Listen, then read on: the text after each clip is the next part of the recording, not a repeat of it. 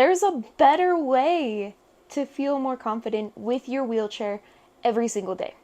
When you can learn how to own your wheels and make it a part of you, but not the only thing that people notice about you, you're going to be rolling right into a great life. One of the first and probably one of the most important steps in finding yourself again after you go through a life-changing disability is to do the work necessary in order to help yourself heal emotionally. Now, I don't know for you if the best option is going to be therapy or a life coach or something else, but I do know that if you don't do the work to heal whatever trauma may come up because of a life-altering disability, you're going to stay stuck in a lot of other areas of your life as well. Now is a great opportunity to remind all of you in the Phoenix family that there are always resources for mental health down below in the description of every single video that I ever publish. It does not matter what the topic of the video is, those resources are always there for you. Anytime you may need them, no matter if you're in crisis or not, those resources are there to be able to help you if you're having a hard time. Sometimes I do think it can take hitting your rock bottom to be willing to accept help. And also, it's kind of a shame that sometimes we go so far and so long without accepting help when things could have been getting better all along if we had just been willing to accept the help. I had to willingly go into the emergency room a few years ago and tell them that I was suicidal. And that was not the most pleasant of experiences, but it opened those doors that I needed open to be able to find the best help possible for me. So it's not a horrible thing if you do need to ask for help, if you do need to do that, especially if you're in a crisis situation where you're like, hey, you know what? Keep me from doing something dumb. Because honestly, that's what it's there for. It's there to help you. It's there to help you find the resources that you need. And I was fortunate to have family members that push me in that direction to be like, dude, you need help and you need it like right now. But even if you don't have family members that are like, hey, you need help like right now, if you're struggling, if you feel like everything you're doing is just like not really worth it right now, that's okay. But don't stay stuck there. Don't stay stuck in the silence. Please reach out for help if you're having a hard time and if you're struggling, because I like you. I want you around. Healing from something traumatic can be a lot of work. I get that. And especially since I've gone through it myself, like, wow, there is so much to learn. But, like, try not to let that overwhelm you so much, because even though it's a lot of work, it's necessary work for you to feel better and to feel like you can have a great life with a wheelchair or a disability. And as a result, today, I can be a lot more confident in my wheelchair. And I can be a lot more adapted to the fact that, hey, you know, I'm going to get those people that are going to be dumb about the fact that I have a wheelchair. Every once in a while, I'm going to get somebody that doesn't want to include me.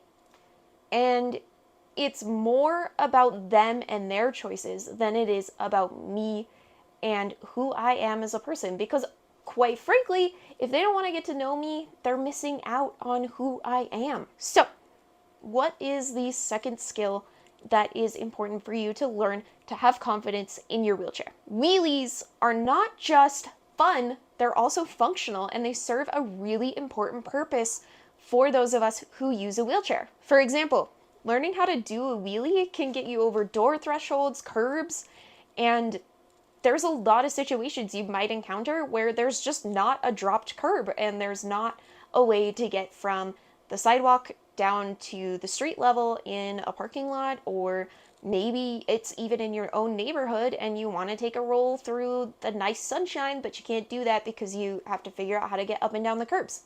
Well, learning how to do wheelies is an important step in learning how to get up and down those curbs. In addition, if you get really good at doing wheelies and being able to hold them in a position where you can also move forward, that can help you on multiple different surfaces, such as grass, gravel, dirt, sand, and you can go out and be able to enjoy a lot of things that you might not be able to otherwise enjoy right now. So the third essential skill to learn for having confidence with your wheelchair is to learn how to lift your wheelchair in and out of the vehicle by yourself.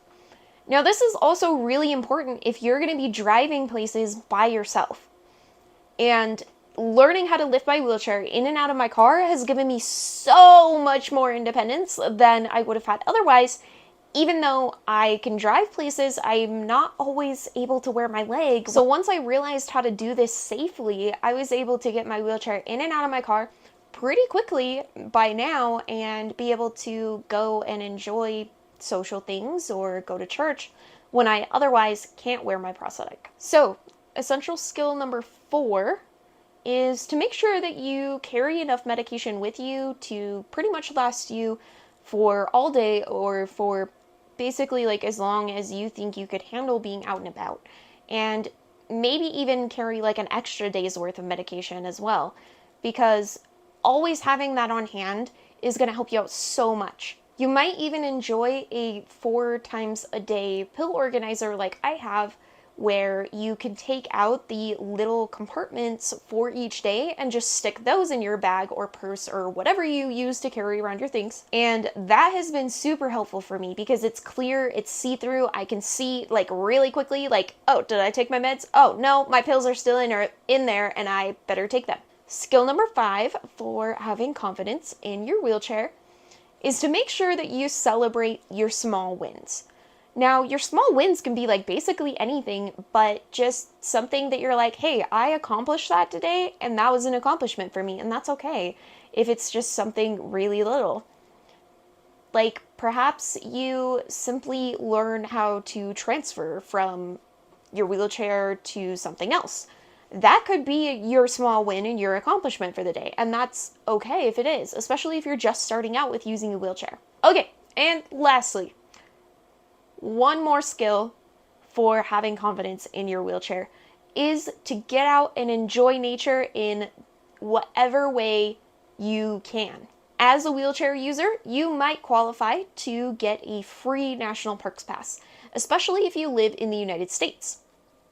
This pass lets you have free admission to any of the national parks along with you and your group. So basically you and your vehicle get the admission into any national park you might want to go to. Now this is cool because most national parks have made really big efforts to make things a lot more accessible for wheelchair users. And so if you go into the visitor center or you talk with the ranger, they can point you in the right direction for all of the cool things you can see without having to totally kill yourself off, but while still being in your wheelchair. How amazing is that? You might also be able to find paved trails in your area by checking things on Google Maps. Now, if you find an area on Google Maps that you think might be wheelchair accessible, you can check for the little wheelchair icon on the listing on Google Maps for that trail. Now, I do recommend that even if that little wheelchair icon is on there, that you check the photos and the reviews to make sure that it's really going to actually be suitable for you and your wheelchair. Because I've had a few times where like I thought a trail was more accessible and then it wasn't. So I've also found that visiting places like local bird refuges to be an incredible way to get out in nature again.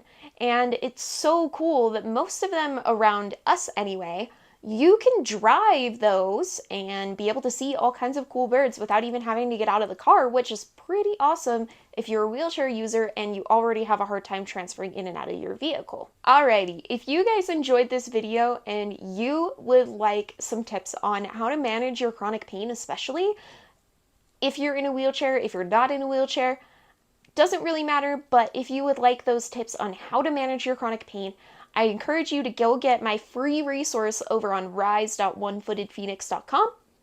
So make sure you hop over there and get your copy of that amazing free resource. And I'll see you all in the next video. Thanks for watching.